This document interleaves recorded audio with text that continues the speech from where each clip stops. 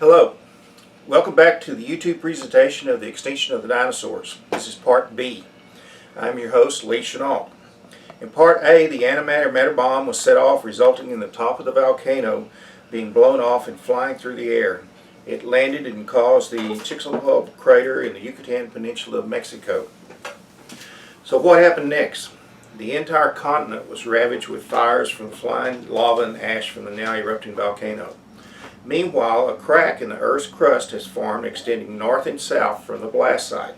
This crack will culminate in the formation of the Mid-Atlantic Ridge. The ridge started in this area and ultimately resulted in the breakup of Pangaea into our present-day continents.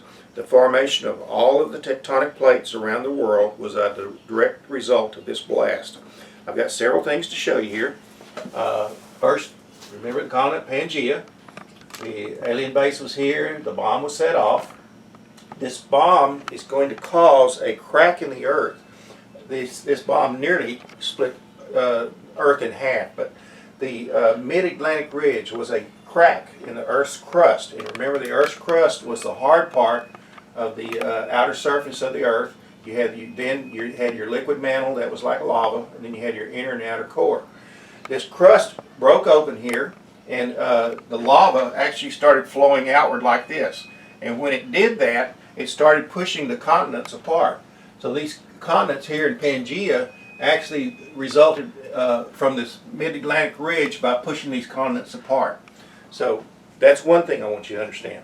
The second thing to understand is that if you want to just conduct an experiment, I don't know how well you'll be able to see this, if you'll just take a boiled egg and take a BB gun and put it at point blank range on one side, it will cause all of the cracks like the tectonic plates on that surface. On the other side, it's going to cause an exit wound that we'll be talking about in just a little bit. So, the tectonic plates, the Mid-Atlantic Ridge, boy, this thing is always hard to see. Okay, the Mid-Atlantic Ridge on this map goes right here. This is Africa, this is South America, North America, and Europe. So this Atlantic Ridge here caused this crack. This crack started pushing the crust of the Earth away. The North America started migrating this way, South America started migrating this way, and of course Africa started migrating over here. So that's how the Mid-Atlantic Ridge and all the tectonic plates formed. As the Mid-Atlantic Ridge is forming and the fires are raging, the seismic wave generated by the blast begins its rapid journey through the Earth. Let me show you again. We had the Earth here, and we had the crust, we had the mantle, we had the outer core, and then we have the inner core. This blast was deep within the crust here, and it blew the top of the volcano off, and it went flying through the air and landed over here. Okay, this creates waves, and these waves go through Earth like this, just like vibrations, and it's going to go all the way through the Earth, and it's going to travel through the crust first, then through the mantle, then through the outer core and the inner core. I drew too many cores there, I think. Okay, anyway. That's how the wave travels. As the wave enters the molten outer core, a portion of the molten mantle is brought into the outer core. I'm going to show you an example here so you can visualize it. This is the crust. The orange part is the mantle. Remember, it's liquid like lava. As it travels through here, the wave is going to carry a portion of this mantle into this inner core. And remember, the inner core is liquid also, but it's a different consistency. So it's going to carry some of this molten mantle into this inner core. The seismic waves continue through the solid core, travels through the molten outer core, and carries with it a portion of the molten outer core into the molten mantle. Okay? Your wave is over here. Your seismic wave continued, brought some mantle into the inner core, which is liquid. The seismic wave continued through the solid core. The solid core, the wave continues, And as it goes through this liquid outer core, it's going to carry some of this outer core material into this less dense mantle, which was liquid also. The seismic wave then continues and reaches the crust on this side. This is what I refer to as the knob and hole effect. I'll write that down for you.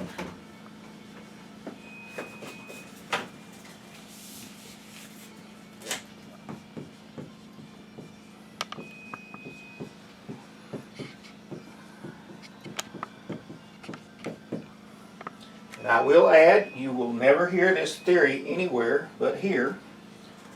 It's original, but it makes really good sense to me. This is what I refer to as the knob and hole effect. The knob and hole effect is what creates the Earth's wobble.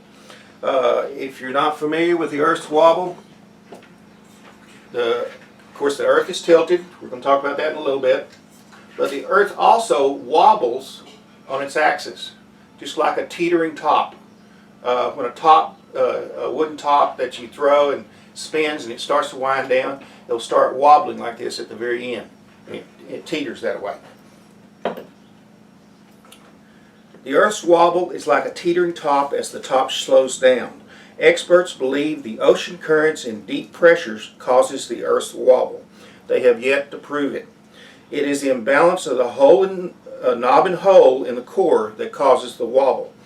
I wanted to do an experiment. I did one with the egg, but I also want to do one with a top where you just kind of drill a hole out in the top, and then you take that plug and you glue it on the other side.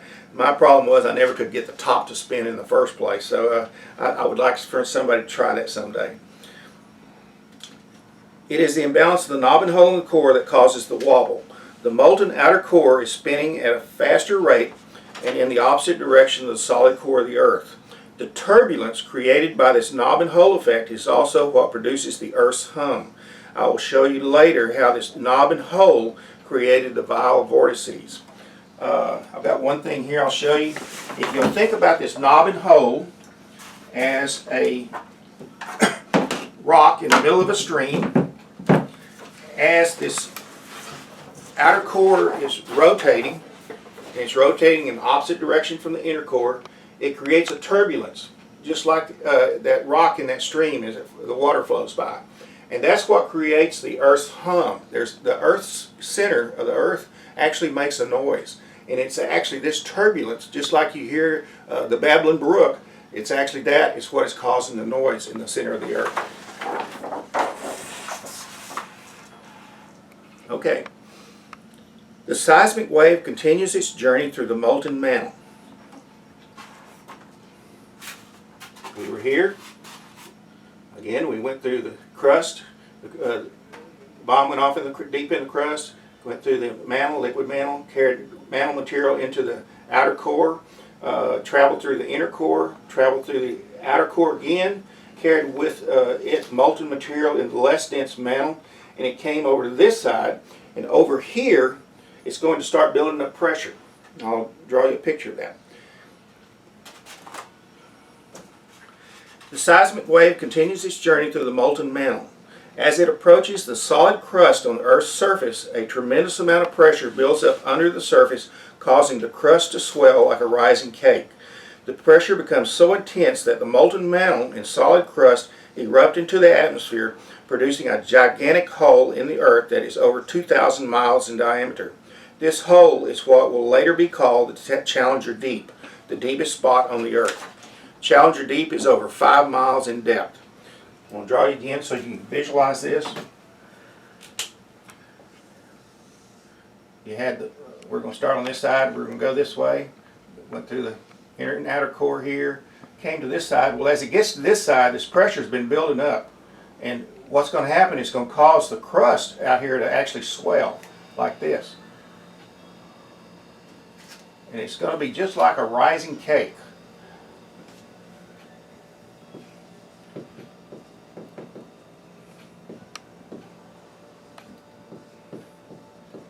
And I call it the rising cake effect.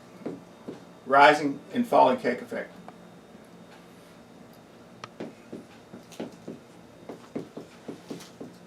Okay, So you have all this pressure building up.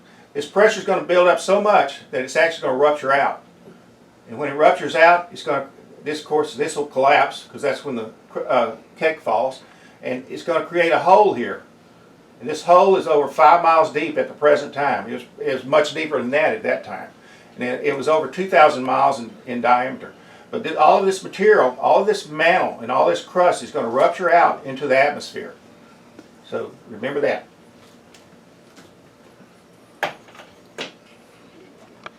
As the Challenger Deep was created, the pressure that had built up under the Earth's crust was suddenly released, causing a crack to form around the Pacific Ocean. This crack is what is known as today as the Ring of Fire. I'll call this whole sequence of events the rising and falling of the cake. Okay, as you had this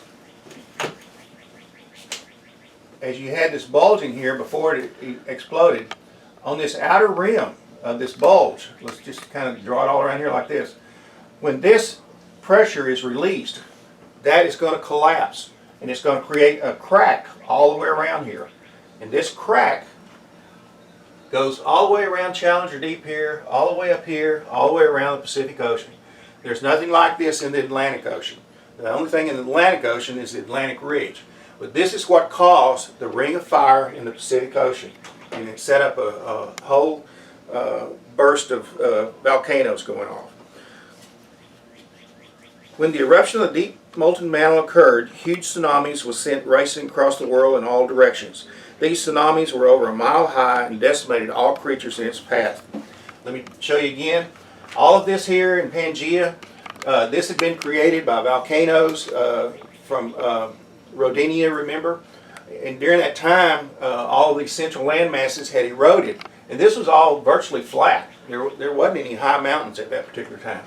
So over here is where the tsunamis are going to be created. These things are over 1 mile high. They just spread all over Pangaea, and anything in its path was drowned. These tsunamis were over 1 mile high and decimated all creatures in their paths. Dinosaurs sitting on their eggs in their nest have been found frozen in time in sedimentary rock. These were the victims of the tsunamis, the flooding, and the mudslides. The #1 killer of the dinosaurs was the result of the hole created by the loss of the material into the atmosphere. Remember I told you all of this exploded out into the atmosphere. The release of steam and magma from the blast and the exit wound caused an abrupt change in the Earth's shape. The Earth was ovoid in shape prior to the blast. Ovoid or flattened at the poles. In other words, if you take a round balloon and just squeeze it down, that's what Earth was like before the time of the antimatter blast. Picture an ovoid Earth, and Saturn today is also ovoid, much like Earth was then. Picture an ovoid Earth spinning at a slower rate. Compare it to an ice skater in a spin with his arms out. You know, you see ice skaters all the time. They hold their arms out and they start spinning. Now picture the same ice skater pulling his arms into his chest. As he does that, you'll see his spinning speed increase tremendously. This same thing happened to the Earth. With a decrease in the circumference of the equator, when a 2,000 square mile hole collapsed inward, the diameter of the equator decreased. The speed of the rotation of the Earth subsequently increased. The same effect occurred with the ice skater pulling his arms into his chest. The Earth's rotational spin increased, affecting the Earth's centripetal force and increasing the gravitational pull on its surface. So you say, so what? Well, you need to think about the size of the dinosaurs and the flying reptiles that were there 65 billion years ago. 65 million years ago. One of the largest dinosaurs, the sauropods, let's see, my sauropod is missing. Here he is. It's hard to lose, 55 tons. These things weighed over 50 tons. There were some dinosaurs that even weighed as much as 100 tons. One of the largest dinosaurs, the sauropod, weighed 50 tons. Today, the largest land mammal, this little guy, only weighs 5.5 tons. That is only 11% of this guy's weight. The largest flying reptile, the flying pterosaur, Quetzalcoatlus, and forgive me, I can't pronounce these names. I told you my vocabulary was terrible. Anyway, this little guy here was flying around back 65 million years ago. He had a massive wingspan of 13 feet and a weight of 200 pounds, and he was the largest flying creature of all times. He went extinct 65 million years ago. And if you compare him to the South American condor, which today looks like an eagle, this is not a condor. Anyway, that's the largest flying bird in America. The condor has a wingspan of 9 feet and an average weight of 19 pounds. Remember, the flying pterosaur weighed 220 pounds. This is nearly 9% of the pterosaur's weight. I think both of these examples suggest a tenfold increase in 10% increase in gravitational force when the antimatter matter bomb was detonated and the Earth changed to a more spherical shape. I estimate that the Earth prior to detonation had an equatorial circumference of 26,146 miles and a polar circumference of 23,615 miles. Today's measurements are just about equal. The 24,902 miles and 24,859 miles. So to show you an illustration here, the Earth, the polar diameter was shorter because it was smashed down and it looked like a flattened balloon. When the blast went off and the exit wound occurred, it blew out this 2,000 mile area of the Earth's crust here.